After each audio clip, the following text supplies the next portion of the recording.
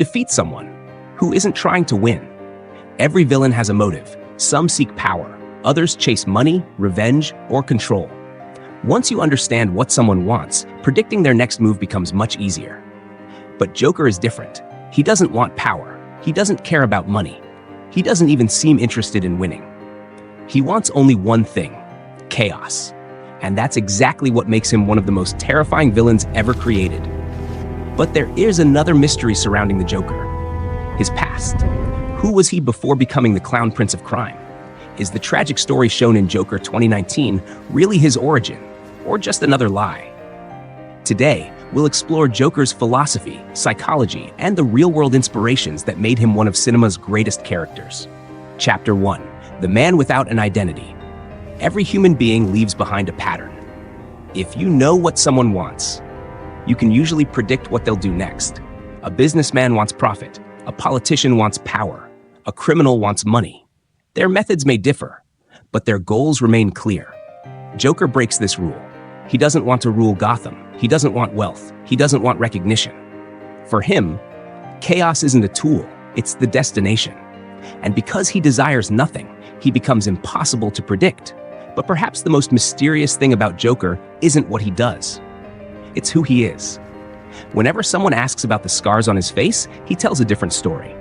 To one person, his abusive father carved the smile into his face. To another, he claims he did it himself for the woman he loved. So which story is true? Maybe none of them.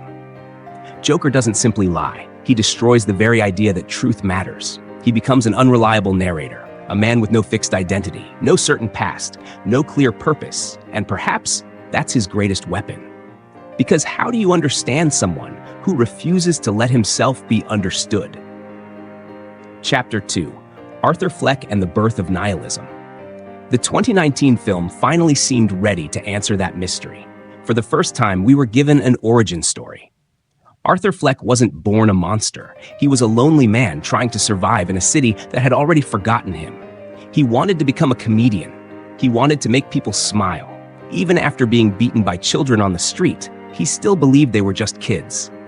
Arthur believed kindness mattered. He believed life had meaning. But slowly, those beliefs began to disappear. He lost his job. His therapy ended. His medication was taken away. People laughed at him, but never laughed with him. Then came the biggest revelation. Arthur discovers that his mother had lied to him his entire life. He wasn't Thomas Wayne's son. He had been adopted. As a child, he was abused.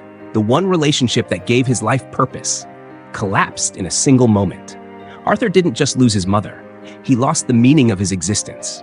Because our experiences alone don't define us. The meaning we give to those experiences does, and that meaning comes from our beliefs. When those beliefs disappear, life begins to feel empty, meaningless. That is where Arthur Fleck slowly disappears, and Joker begins to emerge, not as a man searching for happiness, but as someone who believes nothing matters anymore. Chapter 3: Can we trust the Joker? But here's the real question. Did any of this actually happen? Was Arthur truly abused? Did Thomas Wayne really reject him? Was everything we witnessed real? The movie constantly reminds us that Arthur's mind cannot always be trusted. He imagines an entire relationship with his neighbor. He dreams of success. He creates moments that never actually happened. If his mind can invent entire relationships, how can we be certain it isn't inventing an entire past? This has always been Joker's greatest trick. Even in The Dark Knight, every time someone asks about his scars, he tells a different story. Not because he forgets the truth, but because truth itself doesn't matter. Mystery is part of his identity. And maybe that's why the filmmakers never confirm whether Arthur's story is real. Because the moment we completely understand Joker, he stops being the Joker. If we know exactly who he is, why he became this way, and what he'll do next, he becomes predictable. And a predictable Joker is no longer terrifying. Chapter 4: The Reality Behind the Fiction. Although Joker is fictional, the world around him feels surprisingly real. Director Todd Phillips looked beyond comic books and drew inspiration from real history. The decaying streets of Gotham were inspired by New York City during the late 1970s and early 1980s. A city struggling with crime, poverty, garbage strikes, and growing social unrest. One of the film's biggest inspirations was the 1984 Bernhard Goetz subway shooting. After feeling threatened by 4 young men on a subway train, Goetz opened fire. The country was divided. Some called him a criminal. Others saw him as a hero standing up against violence.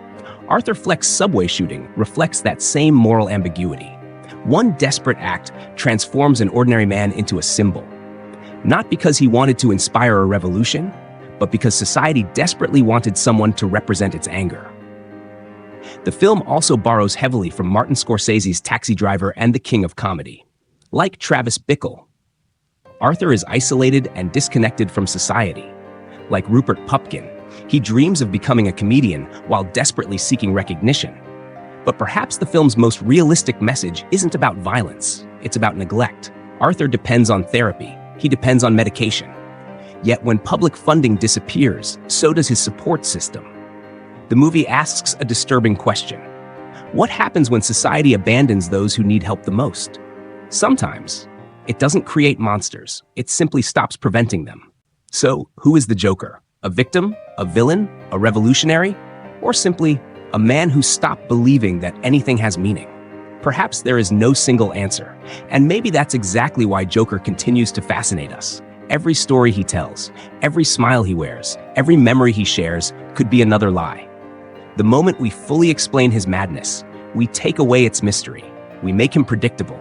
And a predictable Joker is no longer the Joker. Maybe his greatest superpower was never his intelligence or his violence, but the fact that no one, not Batman, not Gotham, not even the audience, can ever be completely certain who he really is. And perhaps some mysteries are meant to remain unsolved.